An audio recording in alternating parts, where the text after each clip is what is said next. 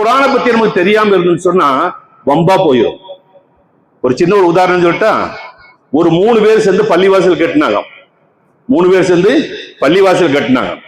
President வந்து Ibrahim, secretary மூசா, கஜான்ஜி வந்து சுலைமான். இப்ராஹிம், மூசா, சுலைமான் 3 பேரும் ஓடி ஓடி கஷ்டப்பட்டு ஒரு பள்ளியை கட்டிட்டாங்க.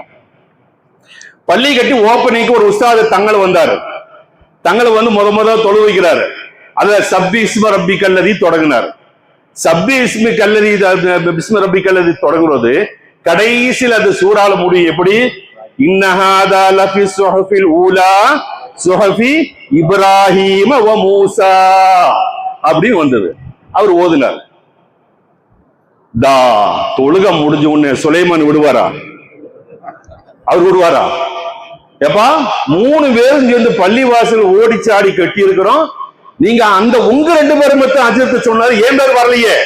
இப்ராஹிம் மூசா மட்டும்தான் வந்தது, ஏன் சுலைமான் வரல? எப்பா அது குரான்ல வந்தா தானே அவர் ஓதுவார். அது எப்படி ஏன் வேற சூறா ஓதாம இன்னைக்கு அந்த சூறாவையா ஓதுனார்? பிரச்சனையை பயங்கர பிரச்சனையா போச்சு. என்ன காரணம் கேட்டா குரானை பத்தி தெரியாது. அது தெரியாதனால இந்த வம்பு விலைக்கு வந்து. அப்ப நான் சொல்ல வந்தது கொஞ்சமாவது குரானை பத்தி தெரிஞ்சுக்கணும். சரி.